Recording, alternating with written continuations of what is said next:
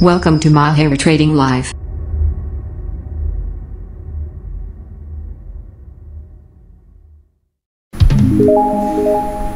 Halo trader forex, selamat datang di channel Mahir Trading Live. Channel ini dibuat untuk mahir forex mulai dari pemula hingga expert. Analisa ini menggunakan trading system supply demand imbalance. No indikator, no news, no volume, no fundamental, no earning announcement. Hanya menggunakan rectangle dan trend line serta dibantu dengan exponential moving average, Anda bisa mendeteksi pergerakan harga futures di semua time frame. Supply demand imbalance bisa digunakan di semua instrumen investasi di dunia seperti forex, gold, stock, cryptocurrency, stock index, CFD, commodity option, ETFs, bond, dan lain sebagainya. Mohon dibantu like, subscribe, komen, dan share agar channel ini dapat berkembang ke depannya. Perlu diketahui bahwa analisa ini sifatnya trading disclaimer, jadi hanya sebagai rekomendasi untuk trading harian dan mingguan. Hari ini tanggal 13 Agustus 2022, saya Yudi TW mencoba menganalisis pergerakan forex, gold, dan oil ya untuk tanggal 15 hingga 19 Agustus 2022. Mohon dibantu like, subscribe, komen, dan share agar channel ini dapat berkembang selanjutnya ya. Jadi untuk minggu ini dipenuhi oleh beberapa berita, yaitu seperti FOMC minutes ya, malam Kamis. Terus ada GDP di Kanada, terus di pound sterling. Nanti kita lihat di kalender ekonomiknya ya. Oke. Kita langsung saja menuju ke materinya ya. Kita mulai dari kalender ekonomik dari tanggal 15 ya hingga tanggal 19 Agustus 2022. Jadi di sini kita lihat untuk hari Senin tanggal 15 Agustus beritanya masih low impact semua. Ini ada high ya. GDP growth rate ya. Jepang konsensusnya adalah ini konsensus, ini previousnya ya. Ini previous, ini konsensus. Jadi ada kenaikan ya GDP dari Jepang. Kemudian kita turun lagi ke China Yuan, tidak ya. Ini hari Senin, medium, low, medium ya semuanya. Nah, masuk ke hari Selasa. Kita perhatikan di sini ada employment change ya, bulan Mei itu ada ini previous ya, ini konsensusnya ya, berarti ada penurunan ya untuk pound sterling. Kemudian tingkat pengangguran stabil ya di 3,8%. Nah, ini memang kabarnya tidak baik ya buat mata uang ya. Kalau tingkat penganggurannya tetap ya, cenderung dia akan down ya. Terus untuk euro, untuk Jerman ya, zero economic sentiment minusnya berkurang ya, bagus ya untuk Jerman, untuk zona euro. Terus Kanada ya, CPI ya, CPI Consumer Price Index ini kalau konsensusnya lebih besar ya daripada previousnya, itu biasanya akan menguatkan mata uangnya ya. Tapi kan bukan jaminan bahwa ketika dirilis benar-benar dia sesuai dengan ini, kan kita belum melihat actualnya. Jadi ada gambaran lah. Inilah yang konsensus, inilah yang diharapkan oleh investor ya. Ketika ini tercapai, biasanya ada penguatan di mata uang yang bersangkutan ya. Kalau ini contohnya Kanada ya. Terus untuk US dollar, housing stock, nah ini tidak begitulah ini ya menurut saya, building period. Nah, terus untuk hari Rabu ya, hari Rabu low impact yen trade balance ya, trade balance malahan di sini ada minusnya bertambah ya untuk Jepang. Terus untuk GBP ya, inflation rate ya, yani year on year bulan Juli ada kenaikan ya, diprediksi naik. Kalau benar-benar naik ini ada kan berpotensi terhadap penguatan terhadap pound sterling ya. Terus lanjut lagi kita ke zona euro, employment change malahan turun ya untuk di zona euro. Terus lanjut lagi ke bawah, retail sales ya, jam 20.30 ada penurunan retail sales ya. Jadi penjualan retail diprediksi akan menurun sebesar 0,3% dan ini akan mempengaruhi berarti daya beli masyarakat di Amerika Serikat. Itu ada penurunan untuk bulan Juli kemarin ya. Penurunan ya berarti akan menuju resesi ya untuk kedepannya. Terus nah ini adalah FOMC minutes, ini yang ditunggu-tunggu, tapi bukan untuk menaikkan suku bunga, jadi hanya projection ekonomi ke depan aja ya untuk Amerika Serikat. Nah itu wajib dipantau. Terus tingkat pengangguran di Australia ya stabil. Terus kita lihat lagi medium high impact CPI Juli. Nah ini kemungkinan besar akan berimpact tipis sekali ya, bahkan bisa dikatakan hampir tidak ada perubahan sama sekali CPI-nya. Untuk initial jobless claim ini ada kenaikan ya, jobless claim. Terus lanjut lagi, ini masih hari Kamis. Terus exciting home sales minusnya berkurang, berarti bagus untuk US dollar ya. Lanjut ke hari Jumat, hari terakhir, GFK confidence minusnya bertambah untuk pound sterling, yen, inflation rate-nya malahan turun ya, diprediksi menurun, tapi kita belum tahu actualnya gimana ntar. Terus retail sales pound sterling kita lihat di sini ada penurunan ya, minusnya bertambah ya, berarti tingkat pembelian dari pound sterling atau di Inggris juga mengalami penurunan ya. Maka retail sales year on year-nya malahan berkurang minusnya ya, dan ini bagus ya buat pound sterling sebenarnya. Terus yang terakhir adalah untuk hari Jumat. Nah ini dia retail sales dari Kanada. Nah ini ada penurunan dari 14 bulan lalu, diprediksi 9%, berarti daya belinya menurun ya di Kanada. Ya, sudah selesai semuanya. Sekarang kita menuju ke indeks US dollar ya, indeks US dollar. Jadi untuk mendeteksi pergerakan harga dibutuhkan minimal 3 time frame ya. Di sini saya gunakan time frame monthly chart ya. Sini weekly chart dan di sini adalah daily chart ya. Kita runtun satu persatu ya dari monthly chart. Monthly chart kita lihat area supply-nya masih jauh di atas sana ya. Area supply-nya kondisi memang untuk monthly ini lama ya, boring ya kalau kita lihat menganalisis. Jadi untuk jangka panjang yang penting arah marketnya ya. Terus untuk time frame weekly, nah ini yang saya bilang kemarin, seperti yang saya analisakan beberapa market outlook beberapa minggu yang lalu, bahwa price akan mencoba ke area 104 ya, area kotak ini, dan dia sudah menyentuh, dan kemungkinan besar untuk kedepannya kemungkinan besar sideway ya. Kalau kita lihat di time frame daily-nya ya, ada potensi sideway ke depannya. Nah ini kalau kita lihat time frame daily ya, time frame daily di sini kita lihat, ini saya tarik dulu di sini area supply-nya. Nah ini sudah tereliminasi di sini, kita delete. Nah price sudah menyentuh area demand ya. Kemungkinan besar setelah dia naik ya, dia naik dulu ke sini, kemungkinan besar untuk beberapa hari ke depan dia sideway ya ke depannya ya. Terus dia turun lagi ke sini dan baru kemungkinan besar akan naik lagi. Nanti akan terjadi juga pada mata uang euro dollar ya. Itu yang karena 80% pergerakan dari DXY ini mirip sekali ya, 80% kemiripannya ya dari euro dollar ya. Terus kita lanjut ke mata uangnya langsung. Untuk mempersingkat waktu, kita cek ombak dulu di time frame monthly chart. Monthly chart masih downtrend ya, targetnya di 9822 dalam beberapa bulan ke depan ya.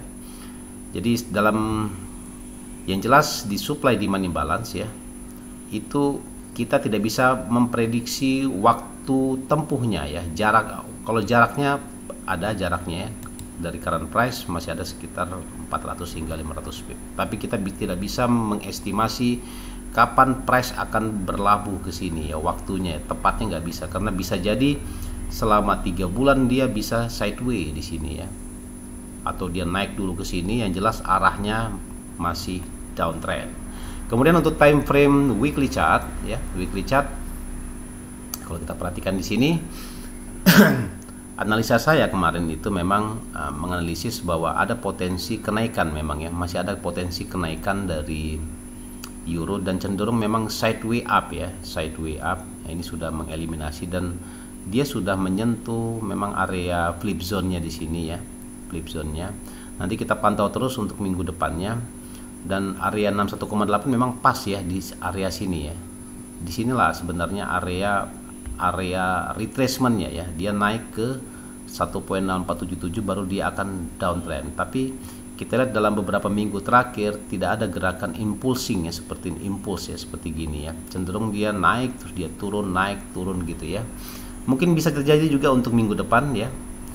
Yang jelas untuk monthly chartnya dia downtrend masih ya, masih kuat downtrend. Weekly-nya masih downtrend juga karena indikatornya adalah exponential moving average-nya masih jauh berada di harga current price ya.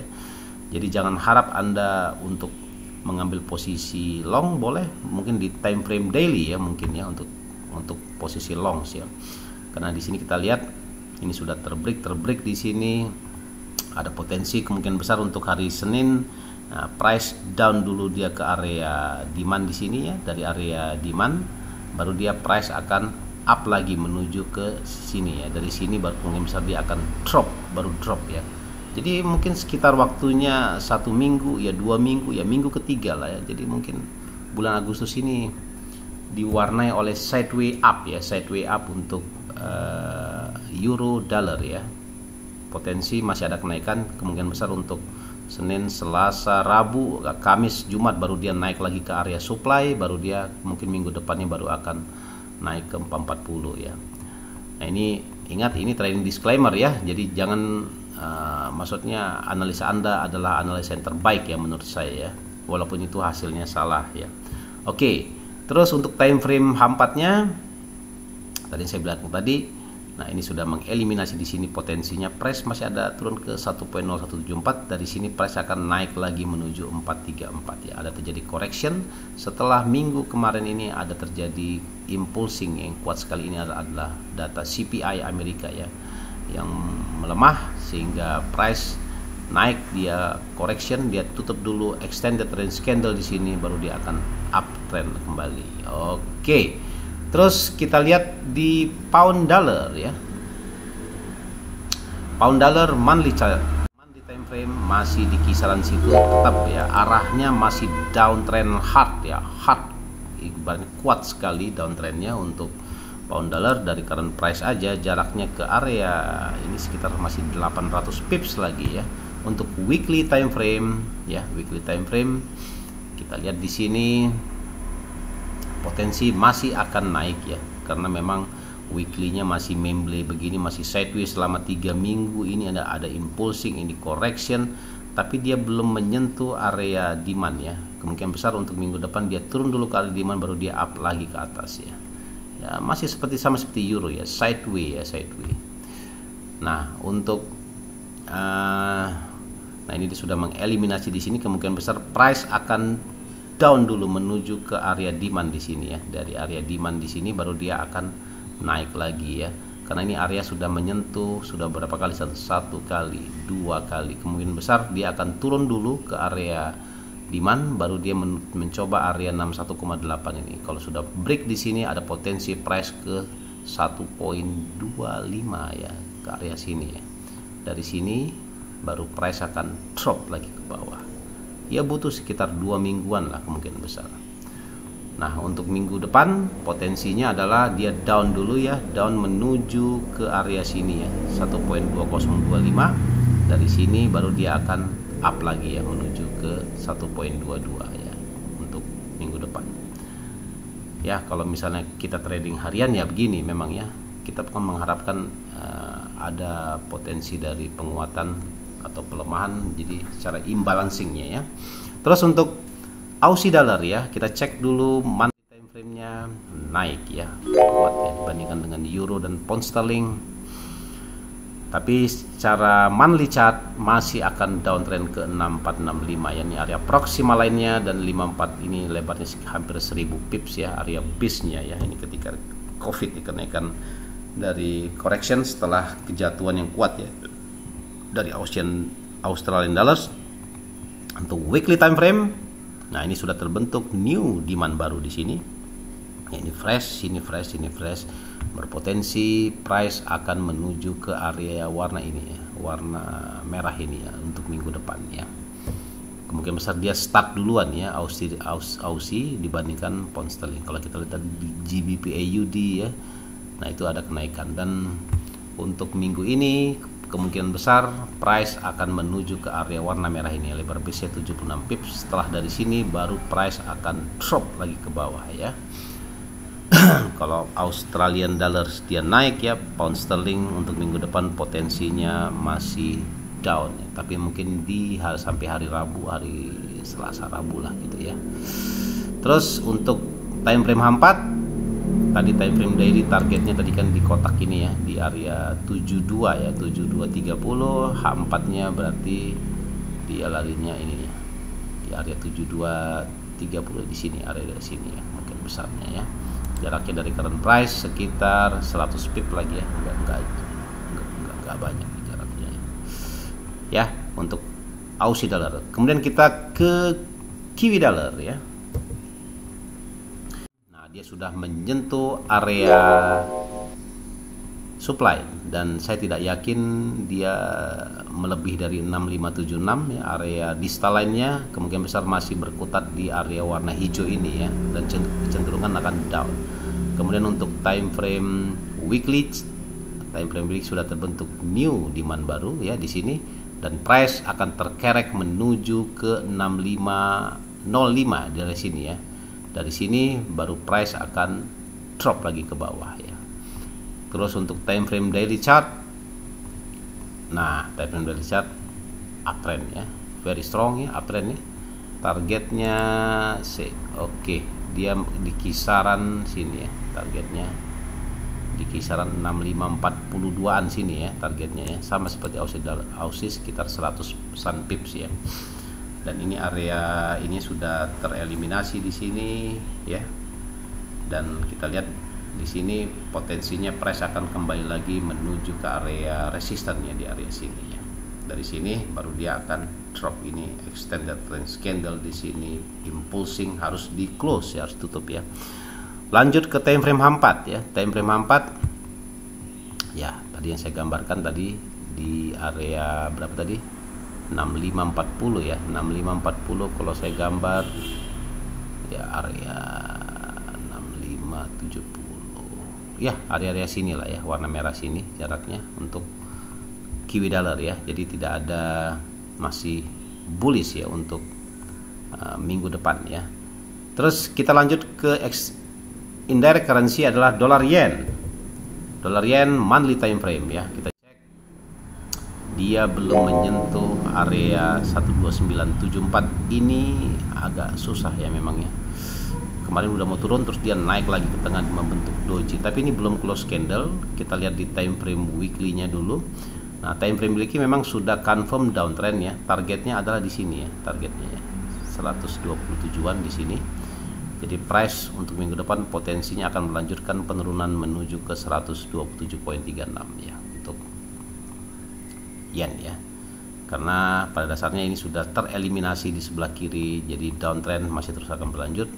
Buktinya adalah setelah price naik dia, ini ada engulfing di sini, mungkin maksimal dia menuju ke sini, baru dia akan down lagi ke sini ke 127 ya, ke area sini kemungkinan besar ya. Jadi jaraknya dari current price kemungkinan besar sekitar 400 sampai 500 pips lagi ya untuk yen. Masih downtrend ya, jangan dulu ngambil buy kalau menurut saya ya. Kalau di time frame kecil nggak apa-apa, kontra trend wajib menggunakan stop loss. Nah, untuk time frame H4, nah ini sudah masuk di area supply di sini. Kalau misalnya dia tidak kuat, kemungkinan besar dia akan terus melaju ke sini ya. Dari sini 134.68 baru dia akan down lagi menuju ke 130 ya untuk time frame HP. Jadi butuh sekitar 3 mingguan lagi lah ya, mungkin nggak bisa cepat ya. Kemudian kita lanjut ke dolar loonie ya. Dolar loonie monthly time frame. Monthly time frame targetnya belum ya, masih berkutat ya, masih di sideway up, sideway down ya. Dia sudah membreak area supply di sebelah kiri sini, masih uptrend. Kemungkinan besar dia turun ke area demand dulu, tapi dia belum menyentuhnya. Kemungkinan besar untuk dolar loonie sudah terbentuk new ya, sudah terbentuk new dengan target adalah di sini ya, targetnya ya. Ini saya hapus saja di sini ya. Jaraknya dari current price masih ada sekitar 250 pips lagi ya untuk Kanada ya. Mungkin sini dulu, mungkin minggu depan, 2 minggu ke depan baru dia akan menuju ke area 1.25 lagi ya. Nah, untuk time frame daily 1.25 adalah targetnya, jadi di area sini ya, di area sini price akan berlabuh ya. Ini sudah terbentuk new supply baru di sini, price akan terkerek terus menuju ke area demand ya. Kemudian untuk time frame 4, time frame 4 ya, ini kemungkinan besar ini akan tereliminasi di sini, saya hapus saja, dan terbentuk new demand baru di sini. Berarti ada potensi dari cut akan melanjutkan penurunan menuju ke area demand di 2702 hingga antar 1.2550-an ya. Oke, terus kita ke yang terakhir adalah dolar Swiss ya. Kita cek dulu monthly time frame-nya. Ya, ini walaupun belum closing sudah ada pertanda ya, sudah ada tanda-tanda bahwa akan terjadi downtrend yang kuat ya untuk ya, untuk Swiss targetnya 0.92. ini adalah ERC, ini harus ditutup dulu ya. Jadi kalau dia mau naik, dia harus turun dulu ke sini, dari sini baru dia akan naik lagi ke atas ya. Jadi masih downtrend untuk minggu depan. Nah, ini sudah terbentuk, ada engulfing di sini kuat sekali, respected, berarti targetnya di 9231 ya. Jaraknya dari current price itu adalah sekitar 179 sampai 200 pips ya lagi ya, untuk karena ini adalah area flip zone-nya ya, dia mantul di situ. Kemudian untuk time frame daily saya sudah gambarkan. Nah, targetnya di sini ya.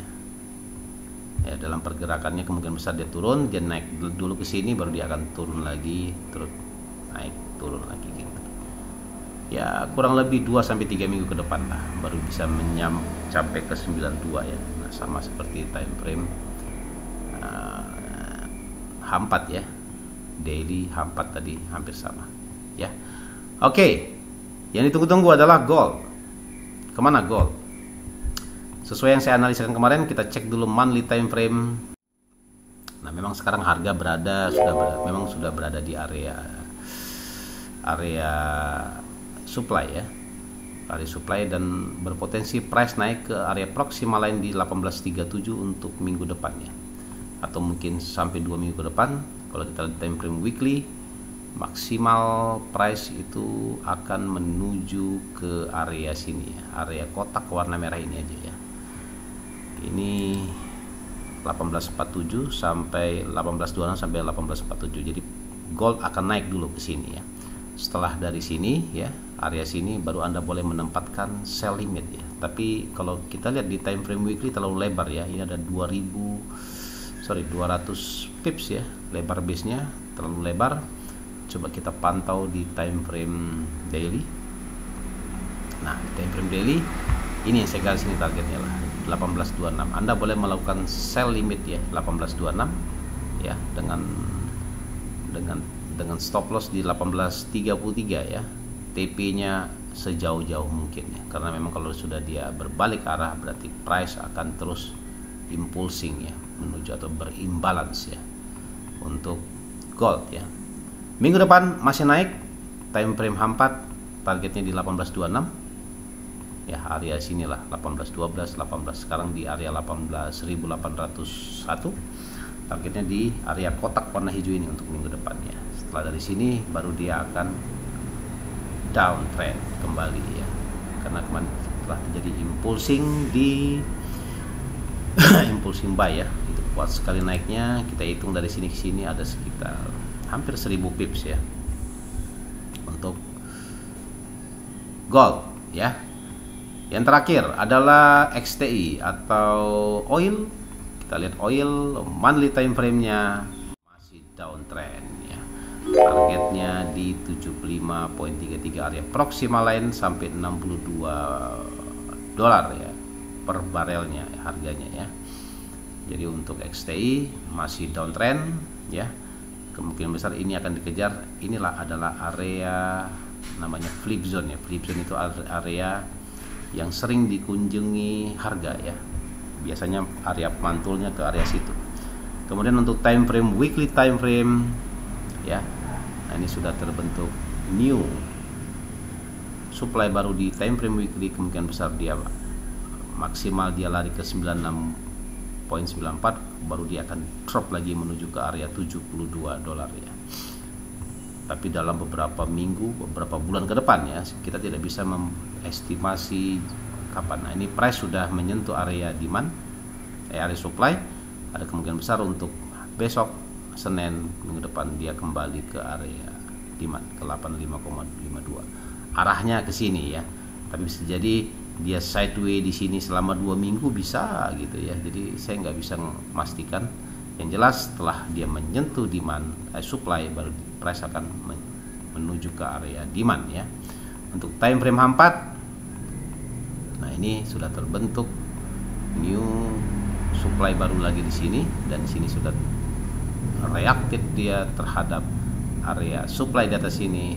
Di sini ERC, di sini price akan drop ya menuju ke area 72 dalam beberapa bulan ke depan. Oke, mungkin gitu dulu aja analisa dari saya Coach Yudi TW untuk Mahir Trading Live weekly ya, market outlook dari tanggal 15 hingga 19 Agustus 2022. Sekali lagi saya ucapkan selamat ulang tahun Dirgahayu Republik Indonesia yang ke-77 ya. Semoga kita tetap semangat dan tetap profit, gunakan stop loss dan money management sesuai dengan aturan yang ada. Perlu diketahui bahwa buku, silakan yang mau order buku supply demand untuk menambah wawasan tentang ilmu di perforekan dan supply demand yang balas ini bisa digunakan di semua time frame ya. Di semua instrumen investasi seperti gold, forex, stock, commodity, option, CFD, ETFs dan lain sebagainya ya, bisa digunakan semuanya. Jadi Anda silakan japri ke saya, nanti transfer baru langsung saya kirim ke alamat Anda masing-masing dengan free ongkir ya. Oke, sekian dulu, terima kasih. Wassalam.